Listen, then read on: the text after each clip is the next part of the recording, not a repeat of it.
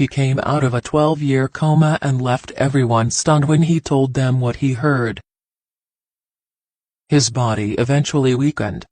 He had lost the ability to walk, to eat on his own, and gradually, the ability to communicate. Doctors had suspected some sort of neurodegenerative disease, but his case turned out to be a medical mystery. Mark's parents said that doctors told them their son currently had the intelligence of a 3-month-old and that they had nothing else to do but take him home till his life came to an end. The last words Mark ever spoke were, "When home." But Mark never succumbed to his illness. Instead, he spent more than a decade at home or in daycare centers. His parents were also told that he was unaware of the world around him. However, about 4 years after he fell ill, Mark said he began to wake up. Mark recalled how for so many years, he was like a ghost, as he could hear and see everything, but it was like he wasn't even there. He was invisible, and with the help of a device that spoke the words, he would type into a computer. What really got to Mark was the complete and utter powerlessness. Mark could never have imagined that he would have to live a life where every single aspect is controlled and determined by someone else. Day after day, year after year, Mark remained trapped in a body that just wouldn't move, and he was left with absolutely nothing but his own thoughts. Even though his brain was fully functioning, there was absolutely no way to signal to anyone that he was alert with a body that just would not cooperate. Mark tried several times to shift his body as best he could just to signal his consciousness. But what he had thought were big movements were actually barely perceivable, and he realized that no one was able to see them. He eventually began to feel despair. At first, when Mark was trapped inside his body, his biggest fear was being alone, which he later found kind of ironic. Because even though there were people constantly around him, he was still alone. He felt that as long as his parents were around, there would always be someone to look out for him. But if there were not, then what?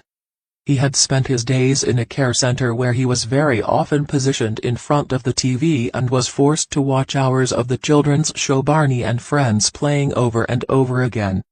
The singing purple dinosaur still triggers rather painful memories for Mark. Now, Mark can't listen to or watch Barney as it had a tormenting role in his life. For years, Mark recalled getting flashbacks and having nightmares. While all of Mark's family was deeply affected by his illness, it was actually his mother who particularly struggled to somehow come to terms with it.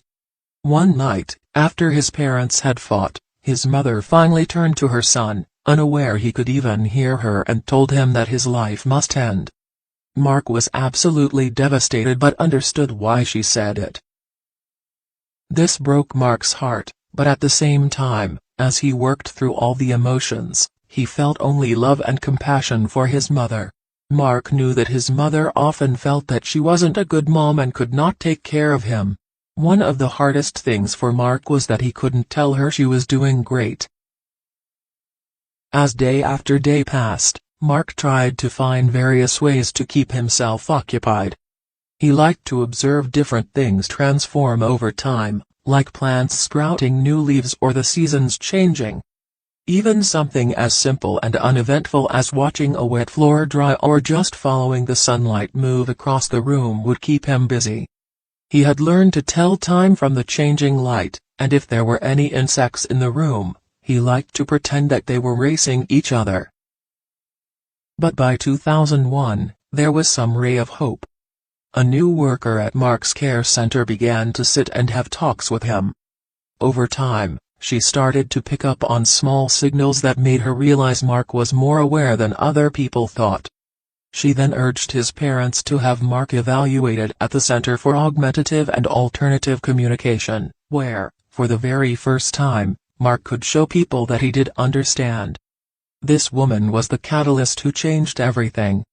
Had it not been for her, Mark would probably either be deceased or forgotten in a care home somewhere. Being able to communicate just with the help of special equipment changed everything. At first, Mark was limited to quite basic expressions such as, "I am uncomfortable" or "I would like something to drink." As he gradually became better at using his communication system, Mark could say more. Mark had to relearn everything, right from reading and socializing to even making choices for himself. With new stimulation as well as experiences, Mark's body grew stronger, and he slowly began to regain movement.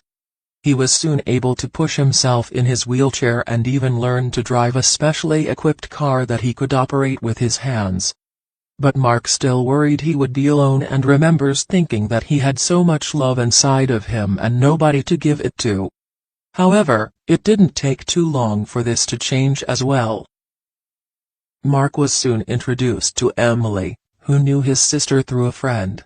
They married back in 2009 and relocated to Britain. Although they had initially decided to stay childless, Mark and Emily are now hoping to start a family. Mark now tries to focus on his future instead of his past. He does not feel any resentment towards his parents and has even forgiven his mom for telling him that his life should have ended all those years ago. Mark is undoubtedly grateful for simple things, like being able to have an actual conversation or the excitement of simply experiencing something new.